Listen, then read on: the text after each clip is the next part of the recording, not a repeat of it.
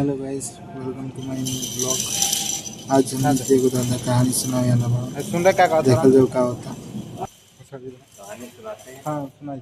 बढ़िया कहानी है। और एक राजा साहब थे हाँ और एक पड़ोस में जो है नाचने गाने वाला रहता था। और तो राजा साहब जब घर पे अपने प्रजा से मिल के आते थे तो बेचारे वो बहुत परेशानी के साथ लेट जाते थे। तो बीवी उनकी पूछती डेली कि देखिए ये कि बेचारा ये ढोल बजा के दिन भर आता है, भीख मांग के, और रात में खूब मियाँ बीवी मिलके गाना गाते हैं, तब सोते हैं, और आप आते हो तो ऐसे पढ़ रहते हो। कहीं अरे हमारे पे बहुत चिंता है, ये प्रजा की हमें बहुत परेशानी हो रही है। तो और कहीं उसके पास कोई काम नहीं, कमाया खाया ढोल बजाया सो गया। तो कहीं इसका कारण बताओगे? तो कहीं इसका कारण ये है कि ये 99 के चक्कर में नहीं है। कहीं 99 का चक्कर, इसके पास इतना ही भोजन मिलता है जितना खा के सो जाता है ढोल बजा के। और अपने पास देखिए क्षेत्र में जो है 1000 जनता है, 2000 जनता है, इसके सबका सेवन करना पड़ता है। तो किसी के पास कपड़ा नहीं है, तो किसी के पास रोटी नहीं है, तो इस चिंता में हम रहते हैं। तो कहीं इसको भी 99 चक्कर में फंसा जाए तो फिर ठीक है, क्यों उसका जीवन नष्ट करना चाहती हो? जैसे जी रहा उसको जीने दो। कहीं नहीं नहीं नहीं, हमें चाहिए तो चाहिए, इसको भी 99 का चक्कर बताओ कैसे होगा? तो कहीं ऐसा है 99 रुपए बांध के और 2 बजे रात में उसके आंगन में फेंको। जब उसकी बीवी झाड़ू लगाएगी तो 99 रुपए उसको मिल जाएंगे। उसके पास तो रुपया तो होता ही नहीं किसी दिन है। जब 99 मिलेंगे तो वो सोचेगा कि इसको 100 पूरा कर लिया जाए। अब वो तो भाई रुपया तो 1-2 ही दिन भर में कमा पाता था खाने भर को। जब वो 99 रुपया रानी साहिबा ने उसमें फेंक दिया उसके आंगन में, बीवी उसकी उठी, झाड़ू उड़ू लगाया, देखा कि साला जो है पोटली पड़ी पैसे की, क्या पोटली उठा के अपना नित्य क्रिया करके तुरंत जो है उसको खोला, गिनती शुरू कर दिया। ये तो 99 है। तो कैसे पतिदेव, ये तो 99 है, एक और डालाता है तो 100 बन सकते हैं।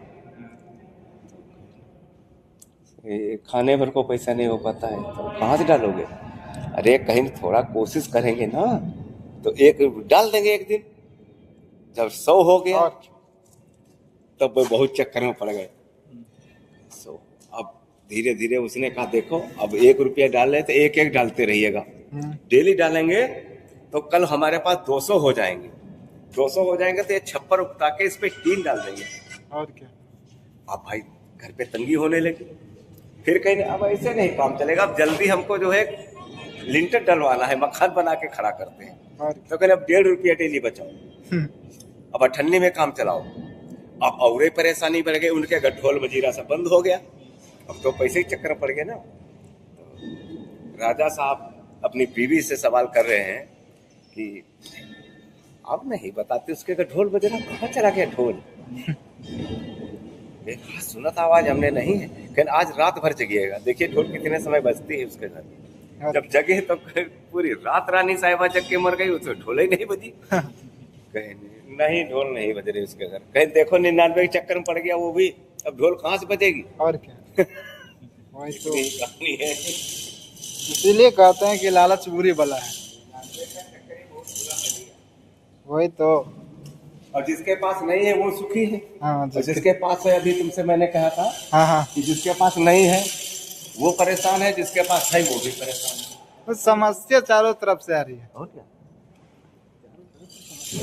वही ना, तब काम हम कुछ कर लीजिए, मोटिवेशन होगा कि ना ऊपर तक।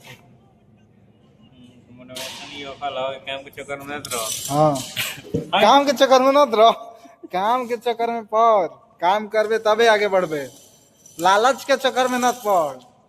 एक कहानी से सीख का मिलल कि लालच के चक्कर में नत पड़, 99 के चक्कर में नत पड़।